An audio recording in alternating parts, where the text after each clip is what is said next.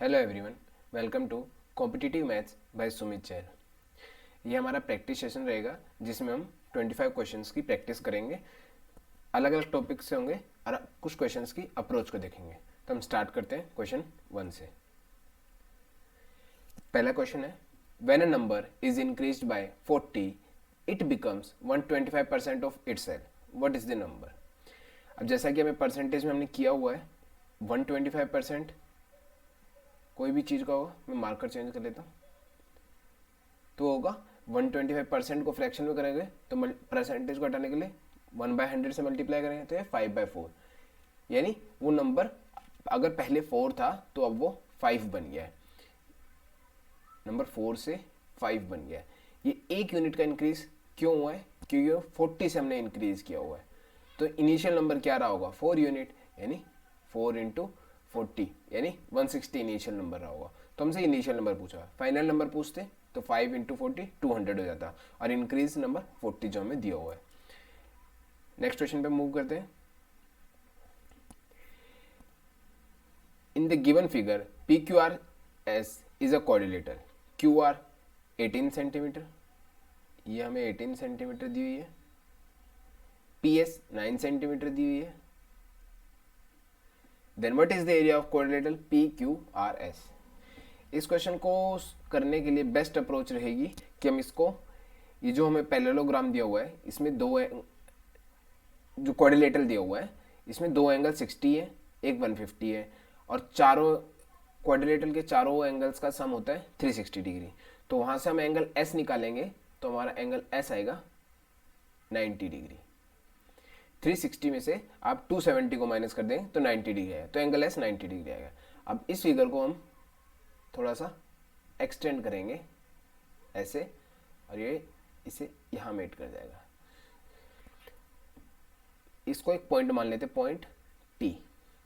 तो point T Q R ये एक ट्रायंगल है, इसमें 2 एंगल 60 डिग्री दिए हुए हैं, तो थर्ड एंगल ये भी 60 डिग्री हो जाएगा। ठीक है, ये 90 है, ये भी 90 बचेगा स्ट्रेट लाइन से। ठीक है, ये 150 है, स्ट्रेट लाइन से ये 30 डिग्री बचेगा।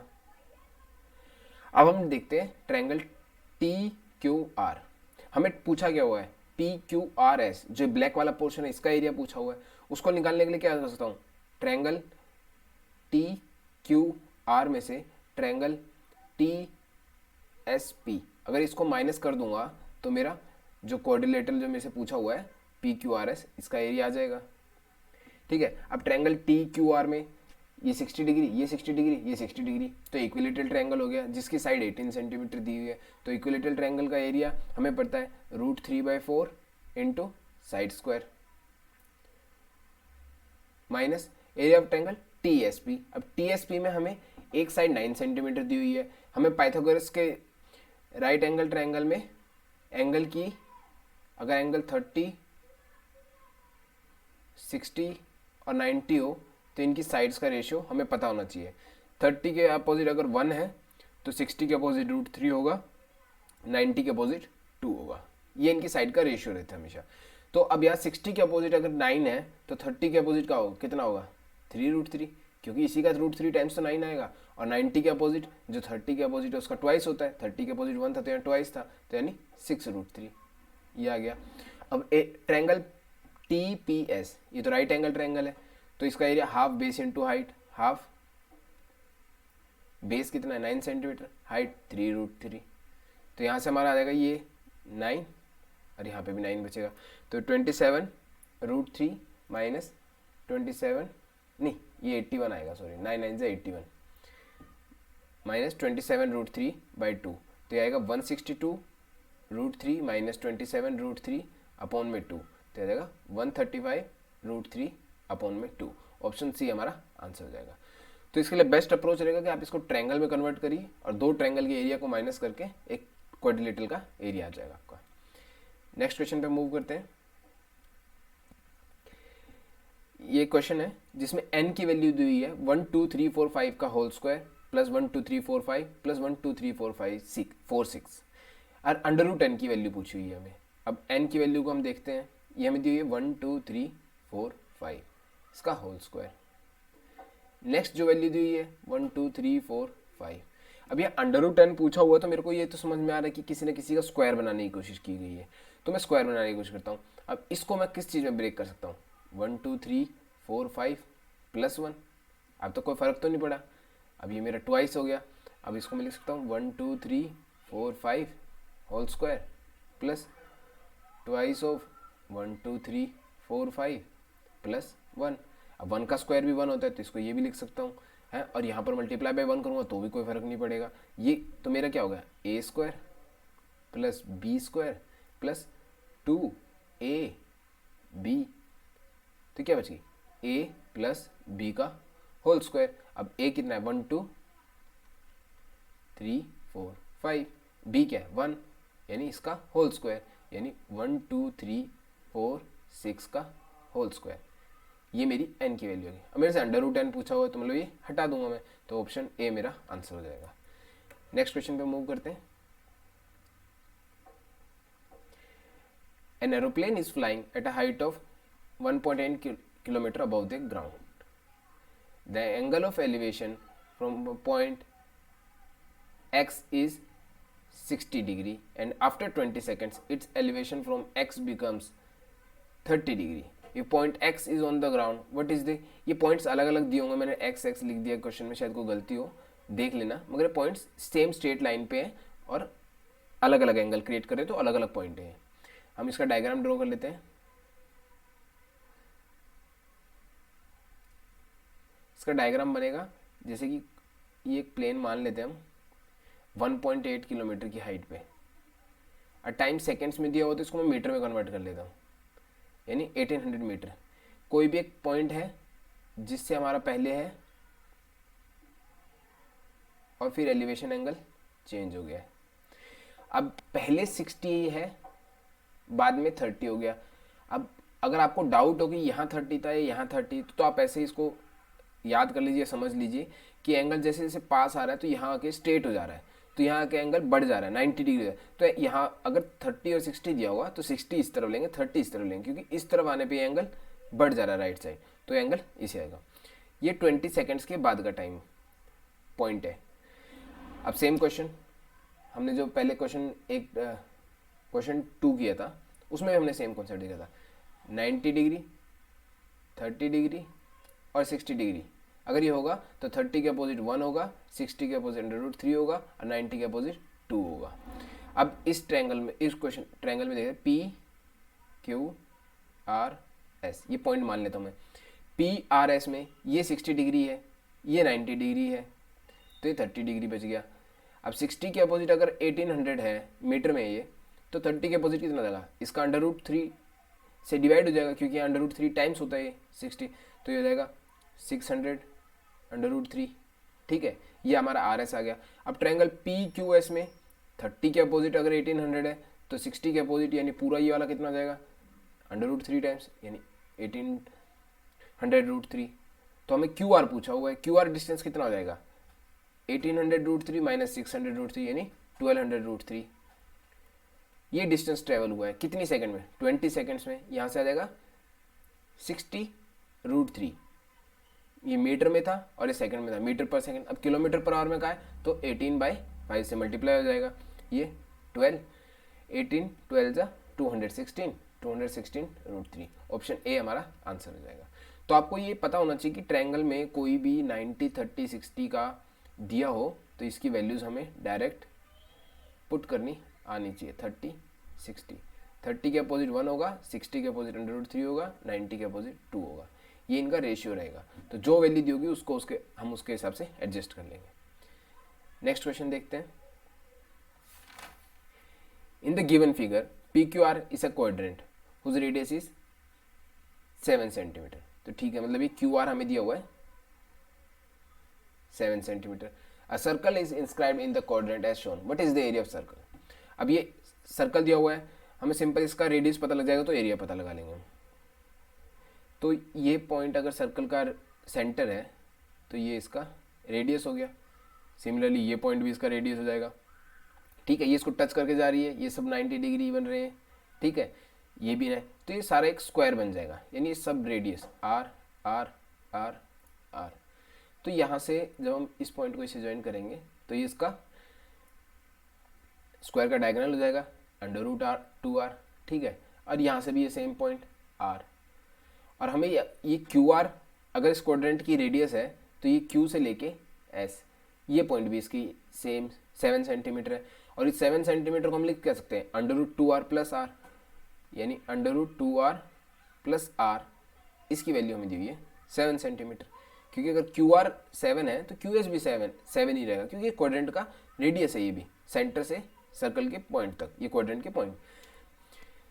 अब यहाँ से r की वैल्यू आएगी, r कॉमन लेंगे = 7, तो r की वैल्यू आ जाएगी 7/√2 + 1। अब इसको रेशनलाइज कर देंगे, ऊपर नीचे इसके अपोजिट साइन से मल्टीप्लाई करके, तो ऊपर आ जाएगा 7√2 - 1, नीचे a + b a - b, √2 का स्क्वायर 2 - 1 यानी 1, तो कुछ फर्क नहीं पड़ेगा, तो 7√2 - 1 आ गया हमारा। अब एरिया ऑफ स्क्वायर पूछा, एरिया ऑफ स्क्वायर क्या होता है πr², पाई की वैल्यू 22/7, r², 7 का स्क्वायर 49, और √2 - 1 का स्क्वायर, √2 का, अब इसका स्क्वायर करेंगे 2 + 1 - 2√2, ये आ जाएगा, ठीक है। तो ये आ जाएगा 7 से कटेगा 154, 3 - 2√2, मगर हमें फर्दर सॉल्व करके दिया हुआ तो ये आ जाएगा 462 - 308√2। ऑप्शन डी हमारा आंसर हो जाएगा। तो हमें सिर्फ ये चीज़ पता होनी चाहिए कि हम यहाँ से रेडियस निकालेंगे कैसे, ठीक है, और उसके लिए आपको ये वाला कॉन्सेप्ट पता होना चाहिए। नेक्स्ट क्वेश्चन पे मूव करते हैं। The sum of 2 positive numbers is 14। अब कोई भी पॉजिटिव नंबर x और y मान लेता हूँ, इनका सम दिया हुआ है 14। The difference between the squares x² - y², इनका डिफरेंस स्क्वायर 56 दिया हुआ है, ठीक है।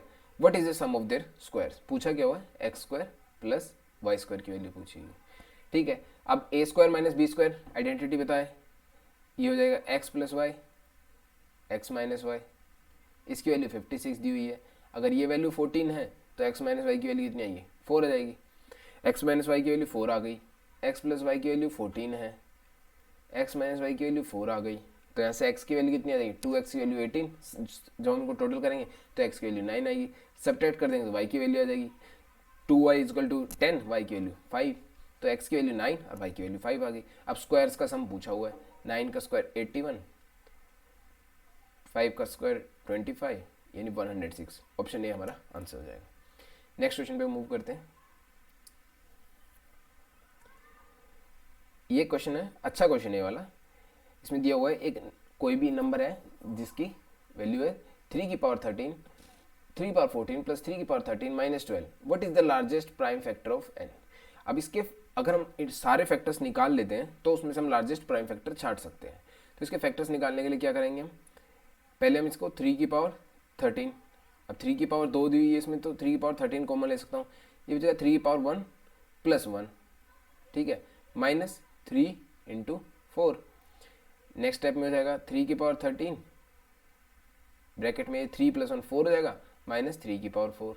अब 3 और यहाँ 3 × 4 12 है, या 3 की पावर 1 कॉमन +4 मल्टीप्लाई बाय 4, ये कॉमन ले सकता हूँ, तो 3 की पावर 1 तो मैंने हटा दी, अब रह गया 3 की पावर 12, और यहाँ से पूरा कॉमन ले लिया है तो -1, ठीक है। अब तक मैं पहुँच चुका हूँ 3।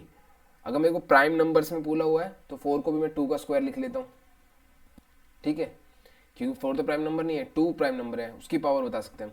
अब 3 की पावर 12 - 1, अब यहाँ से देखते हैं हम a² - b² की आइडेंटिटी क्या होती है, a + b a - b, ठीक है। तो यहाँ हो जाएगी 3 की पावर 6 - 1, 3 की पावर 6 + 1, ये बन जाएगा ब्रैकेट में, ठीक है। अब इसमें अब नेक्स्ट आइडेंटिटी जो यूज़ करेंगे इसमें a³ - b³ और a³ + b³, ये होती है a - b a² + b² + ab, a³ + b³ होती है a + b a² + b² - ab। ये आइडेंटिटीज आपको डायरेक्ट याद रहनी चाहिए, ठीक है। तो ये बन जाएगा 3 2 का स्क्वायर a²।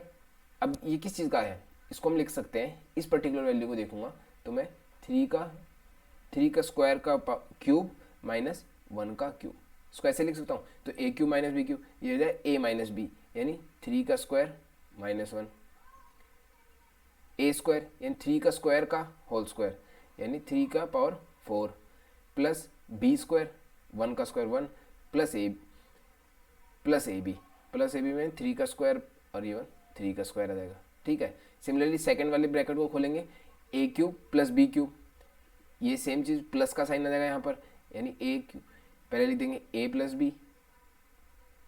ठीक है, अब ए स्क्वायर यानी इसका स्क्वायर यानी 3 की पावर 4 हो जाएगा, प्लस बी स्क्वायर माइनस 3 की स्क्वायर आ जाएगा। ठीक है, ये आ जाएगा 3, 2 का स्क्वायर, 3 का स्क्वायर 9 माइनस 1 8, 8 को फिर से 2 का क्यूब लिख सकता हूँ मैं। मेरे को सारे प्राइम नंबर्स में लिखने हैं इसलिए मैं चेंज कर रहा हूँ। ठीक है, यहाँ से आएगा 3 की पावर 4 81 प्लस 1 82 प्लस 9 91। ठीक है, नेक्स्ट ब्रैकेट में जो बन रहा है 3 का स्क्वायर प्लस 1 10, ये बन जा रहा हमारा 81 82 माइनस 9 73। अब 3 2 का स्क्वायर 2 का क्यूब, 91 तो प्राइम नंबर नहीं है, इसको लिख सकते हैं 7 इंटू 13। सिमिलरली 10 को क्या लिख सकते हैं 2 इंटू 5, 73 जो प्राइम नंबर है। अब मेरे को यहाँ से भी पता लग रहा है जो लार्जेस्ट प्राइम नंबर 73 होगा, क्योंकि ठीक है, और आप इसको फर्दर लिखोगे 3 2 की पावर 2 3, अरे यहाँ से 2 की पावर 6 बन जाएगा, 7 की पावर 1 है, 13 की पावर 1 है, 5 की पावर 1 है और 73। ये सारे इसके प्राइम फैक्टर्स है और लार्जेस्ट प्राइम फैक्टर इसमें 73 है, तो ऑप्शन डी हमारा आंसर हो जाएगा। इस क्वेश्चन में आपको ये बेसिक आइडेंटिटी पता होनी चाहिए और प्राइम फैक्टर इसके कैसे निकालेंगे किसी भी नंबर का। जैसे हमें पेपर में कुछ भी दे सकते हैं 24, इसके प्राइम फैक्टर बोलेंगे 2 2 ऐसे करके हम लिखते थे ना, सिमिलरली ऐसा ही एक नंबर है, इसके हमें प्राइम फैक्टर्स लिखने पड़ेंगे और तभी हम बता पाएंगे कि इसमें लार्जेस्ट कौन सा है। नेक्स्ट क्वेश्चन पे मूव करते हैं।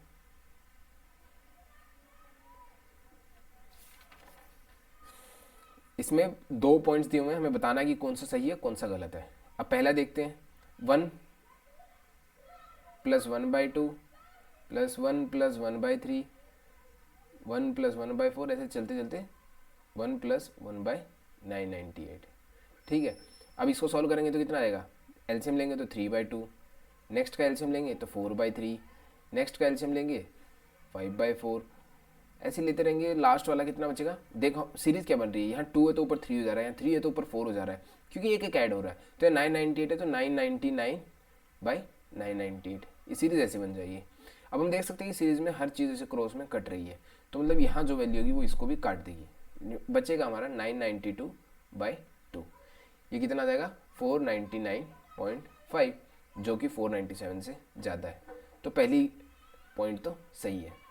नेक्स्ट पॉइंट देखते हैं 14 3/4, 14 4 56 3 59/4 plus 5 1/4 and 21/4 minus 5/2 greater than ये कितना है 89/8, 12 8 96 प्लस 3 99/8 माइनस 29/4। अब इसको देखेंगे 5/2 को अगर मैं 4 के में लिखना है तो मैं इसको 10/4 लिख लेता हूँ डायरेक्ट। ठीक है, अब 4 एलसीएम आ गया मेरा, 5 2 7 80 माइनस 10 70, 70/4 आ गया मेरा एक तरफ। तो दूसरी तरफ सॉल्व करूँगा 99 प्लस हो रहा है 89 में तो 188/8, इसको करूँगा तो 94/4 माइनस 29/4 बोला हुआ है, तो 94 में से 29 माइनस कर दूँगा तो कितना बचेगा मेरा 65/4 और इधर 70/4, यानी ये भी क्वेश्चन भी सही है तो दूसरी भी सही है, तो बोथ ऑप्शन 1 एंड 2 हमारा आंसर हो जाएगा। नेक्स्ट क्वेश्चन पे मूव करते हैं।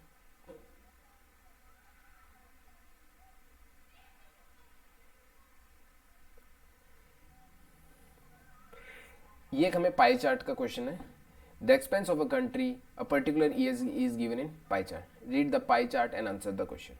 इस क्वेश्चन में से नोटिस करने लायक ये चीज़ है, कुछ चीज़ परसेंटेज में दी हुई है और कुछ डिग्रीज में दी हुई है। ये पूरा 360 डिग्री है तो उसके हिसाब से हेल्थ 54 डिग्री दी हुई है, स्पोर्ट्स 18 डिग्री दिया हुआ है, नॉन प्लेन 36 डिग्री दिया हुआ है और बाकी चीज़ परसेंटेज में दी हुई है। अब हमें पूछा हुआ है the percentage of total spending that is spend on health. अब हेल्थ है 54 डिग्री, और ओवरऑल पूरा सर्कल का जो हमारा डिग्री होता है वो होता है 360 डिग्री। तो ये कितना परसेंट है इसका, ये फ्रैक्शन में देखेंगे तो कितना आ जाएगा, 18 से जा रहा है 3, ये 20, ठीक है। और परसेंट पूछा है तो मल्टीप्लाई बाय 100 कर देंगे, तो ये 5, तो यानी हेल्थ हमारा आ गया 15%, ठीक है।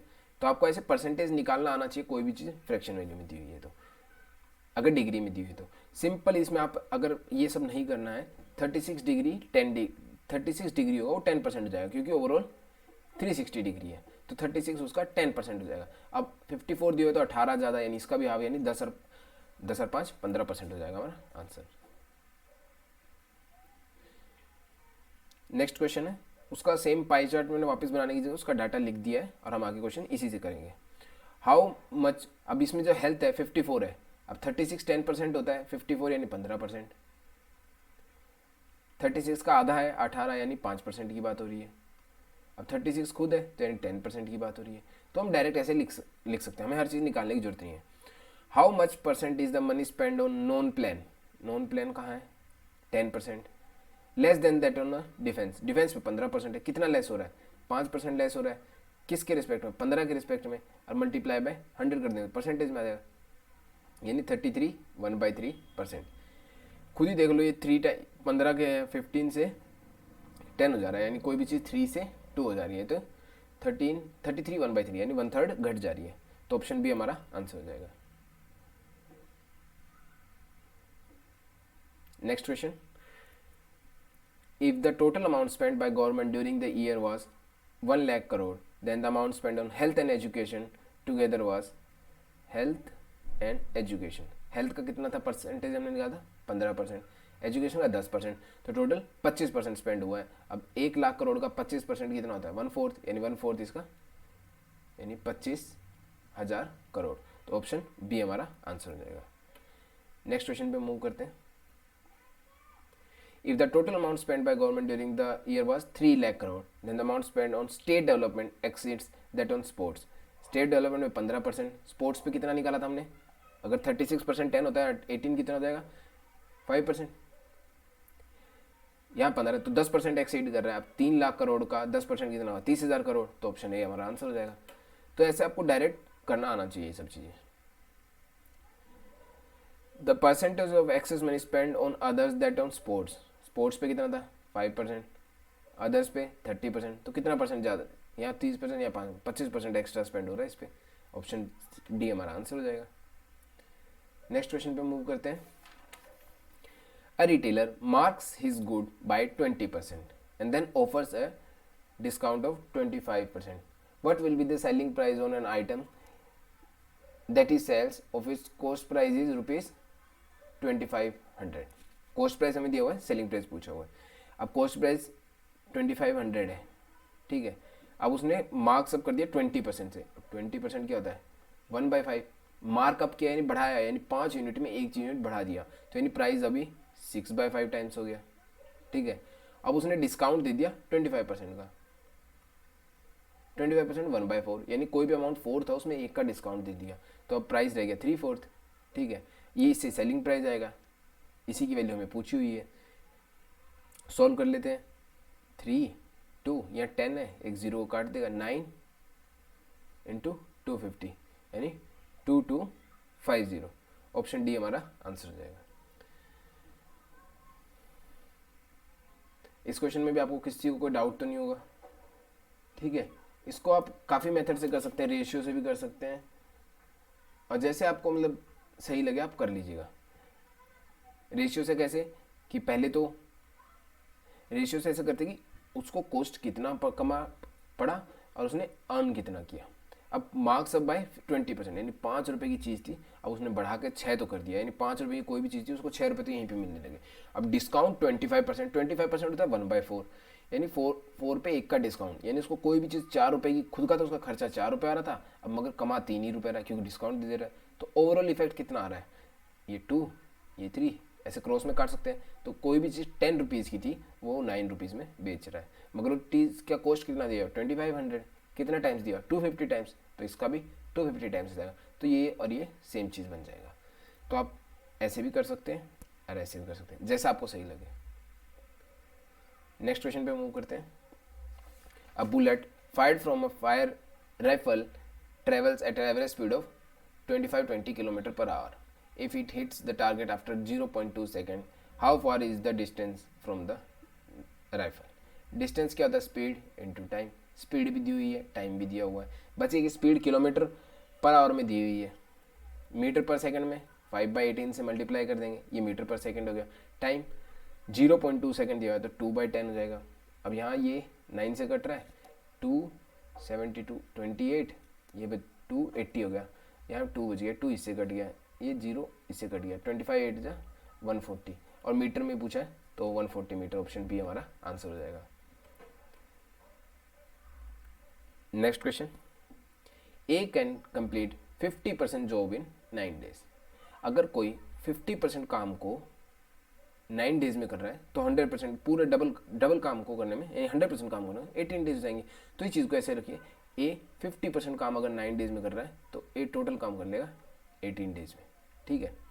सिमिलरली बी 25% काम कर रहा है 9 डेज में तो बी को टोटल काम करने में लगेंगे 36 डेज. ये इधर से ऐसे करके.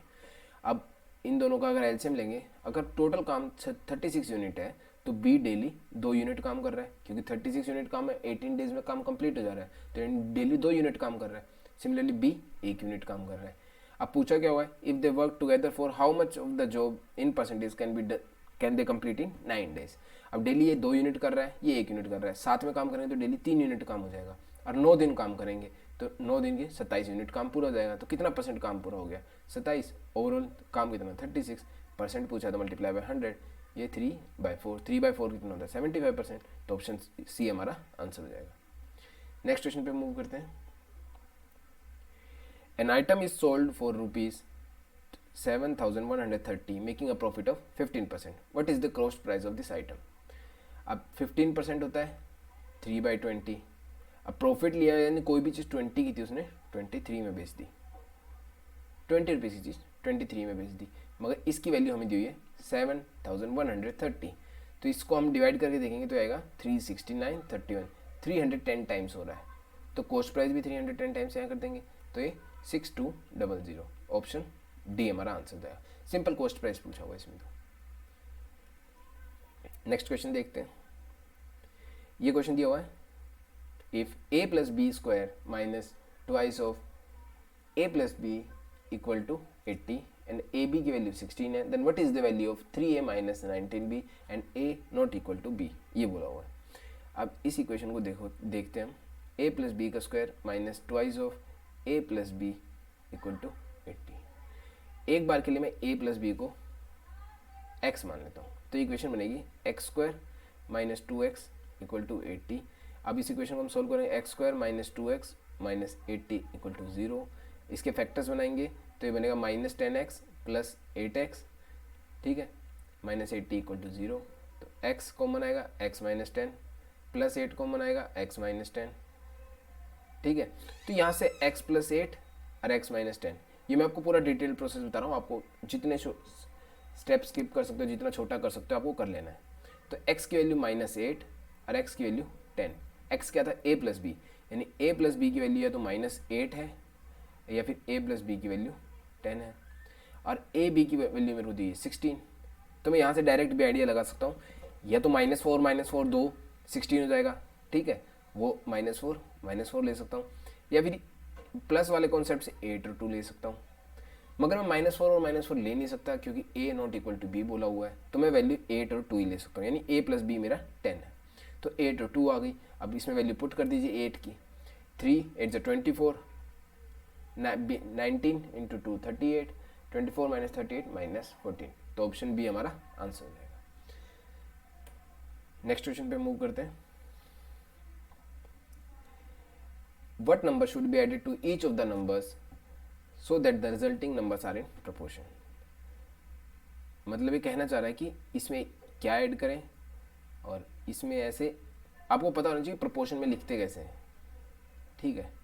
तो इसमें बेसिकली पूछा है कि इसमें क्या नंबर ऐड हो रहा है जो हमने x माना है कि प्रोपोर्शन में आ जाए, इनका रेशियो इक्वल हो. अब ये क्रॉस मल्टीप्लाई करके वो सब नहीं करना हमें. ये 144 दिया हुआ है. यहाँ पर डिफरेंस देखेंगे तो हम x से x तो कट ही जाएगा, ये आएगा 34 का डिफरेंस. सिमिलरली यहाँ पर डिफरेंस देखेंगे तो 32 का। इसके बाद जो प्रोसेस होता है, हम अगर ऊपर वाली वैल्यू लेंगे तो दोनों में ऊपर की कंपेयर करें, नीचे वाली लेंगे तो नीचे वाली लेंगे, अलग अलग नहीं कर सकते, हम ऊपर वाली वैल्यू से करते हैं। जो यहाँ डिफरेंस होगा उसको इस तरफ मल्टीप्लाई कर देंगे, और जो दूसरी तरफ का डिफरेंस होगा 32, इसको इससे मल्टीप्लाई कर देंगे। ठीक है, 16 17, ये 17x इधर से 16x आएगा तो यहाँ से 17x माइनस 16x ये हो जाएगा। 16 into 11 176, 0 as it is. 13 103 into 17, अब 103 इंटू 17 हमें पूरा मल्टीप्लाई करके देखनी है। 100 से 1700, 3 से 51 तो 1751। ठीक है, यहाँ से x बचेगा तो x की वैल्यू हो जाएगी 9, तो ऑप्शन सी हमारा आंसर हो जाएगा। तो हम इस वैल्यू को इसमें पुट करके भी देख सकते हैं कि हमारा सही आएगा। ये आएगा 112 अपॉन 144, इस तरफ 119 अपॉन 153। ये 16 के टेबल में जाएगा 7:9, ये 17 के टेबल में जाएगा 7:9, यानी 7:9 7:9, तो ये प्रोपोर्शन में है, तो हमारा आंसर सही है। नेक्स्ट क्वेश्चन पे मूव करते हैं। In the given figure triangle PQR is a right angle triangle eight Q, ये right angle triangle. If PQ की वैल्यू 35 दी हुई है, QS की वैल्यू 28 दी हुई है, हमें पूछा हुआ SR। इसमें हमें जो कॉन्सेप्ट पता होना चाहिए वो है कि angle in a semi circle is 90 degree. कैसे? ये जो QR है यहाँ पर रेडियस है, और ये जो एंगल S बन रहा है ये 90 डिग्री होगा। सिर्फ इतना कॉन्सेप्ट हमें पता होना चाहिए कि angle in a semi circle is 90 degree. ये जब हम थ्योरी करेंगे पूरी ट्रायंगल्स की तो मैं आपको हर एक कॉन्सेप्ट बताऊंगा कि 90 डिग्री क्यों होता है। अब ये 90 डिग्री आ गया तो ये भी 90 डिग्री हो गया। ठीक है, ये 90 डिग्री है ही।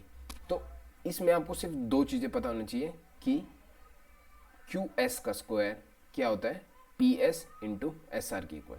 अब आपको वो चीज़ नहीं पता तो मैं एक बार चलो आपको बेसिक से बता देता हूँ। इस वाले में ट्रायंगल PQS और ट्रायंगल QRS, इसको मैंने ऐसे क्यों लिखा है देखें। ट्रायंगल PQR में देखते हैं, अगर इसको मैं थीटा मान लेता हूँ तो ये हो जाएगा 90 माइनस थीटा। ये 90 है, ये 90 माइनस थीटा है, तो ये थीटा बचेगा, तभी तो सम 180 होगा। सिमिलरली यहाँ 90 है, ये थीटा है, तो ये 90 माइनस थीटा। अब इस ट्रायंगल को कैसे लिखेंगे, ट्रायंगल PQS, ट्रायंगल PQS लिख दिया। अब P एंगल थीटा है तो एंगल Q भी थीटा है नीचे वाले ट्रायंगल में, तो P के अपोजिट में मैंने Q लिखा। एंगल Q यहाँ पर मेरा है 90 माइनस थीटा, तो यहाँ angle R minus 90 minus theta है, और S और S तो दोनों में 90 90 है, तो मैंने इसको लिख लिया। अब यहाँ से मेरा रेशियो बनेगा PQ by QR is equal to QS by RS is equal to PS by QS। तो यहाँ से जब हम इन दोनों चीज़ को देखेंगे तो QS का स्क्वायर आ जाएगा, ये इधर मल्टीप्लाई हो जाएगा RS इंटू SP। तो ये एक ये चीज़ आपको पता होनी चाहिए। ठीक है, अब ये PQS में ये 90 डिग्री है, तो पाइथागोरस से ये 7, ये 35 28, तो ये 21 आएगा। कैसे आएगा, ये 7 इंटू 5 है, ये 7 इंटू 4 है, तो पाइथागोरस फॉर्मूला हमें पता होना चाहिए। कुछ ट्रिपलेट्स हमें याद होना चाहिए, 3 4 5। ये 3 4 5 का ट्रिपलेट बहुत इंपॉर्टेंट है। अब इसमें मैं किसी चीज़ से मल्टीप्लाई कर दूं, अगर इसको मैं 7 से कर दूंगा तो 21 28 20 35 वो भी ट्रिपलेट रहेगा। 10 से कर दूंगा 30 40 50 वो भी ट्रिपलेट रहेगा। किसी भी चीज़ से मल्टीप्लाई करूँ वो ट्रिपलेट रहेगा।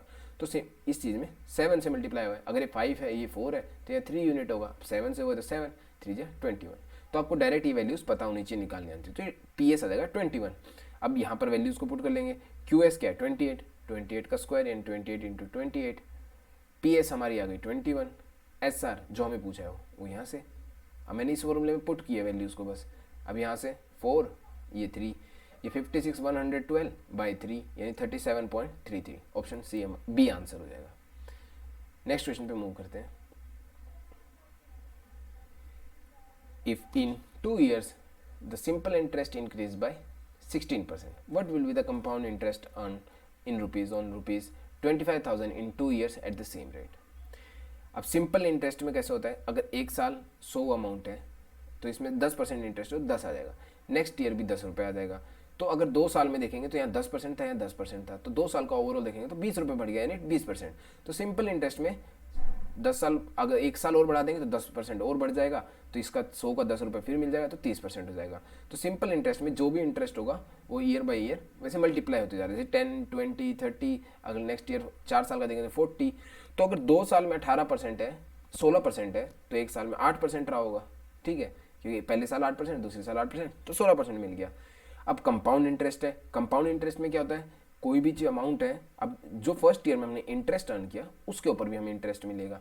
तो इसमें हमारे पास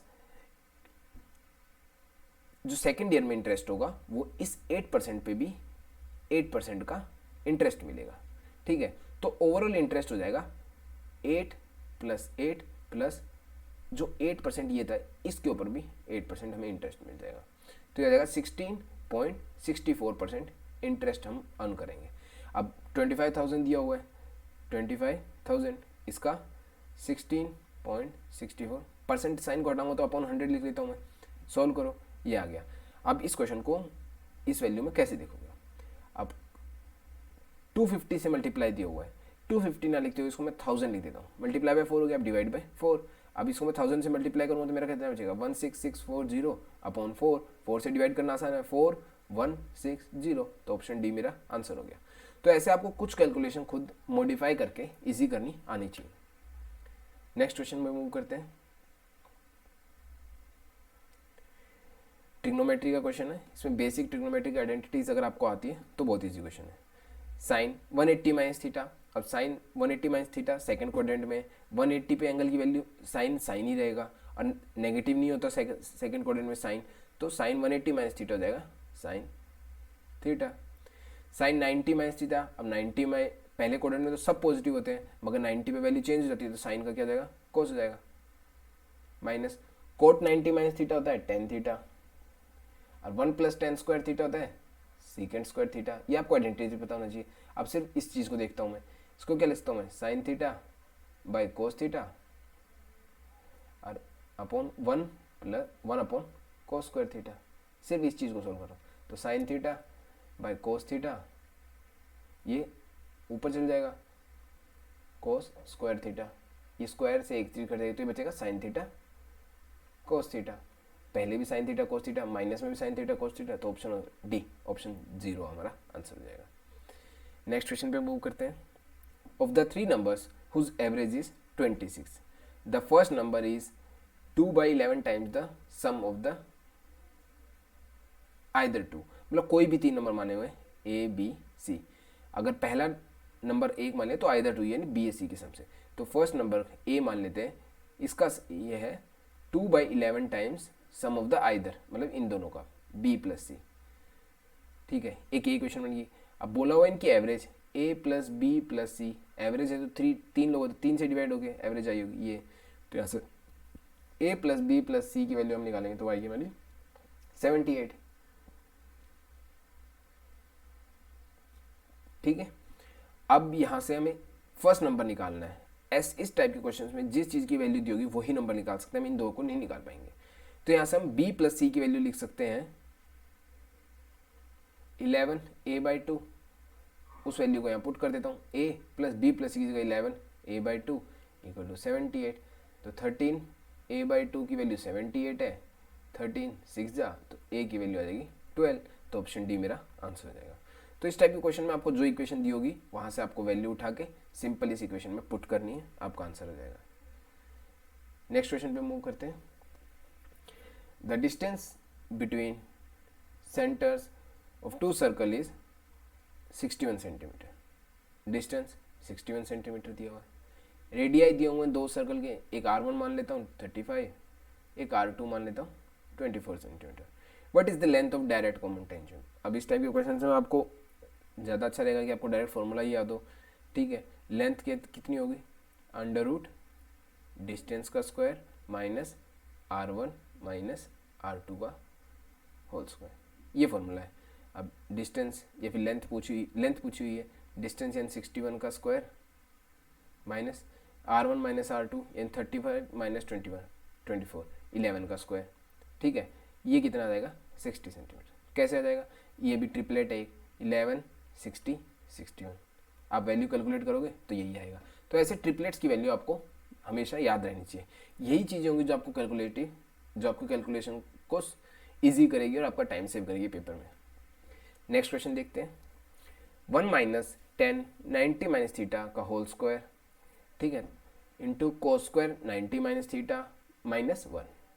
अब इसको सोल्व करते हैं। 10 90 माइनस थीटा कोट थीटा,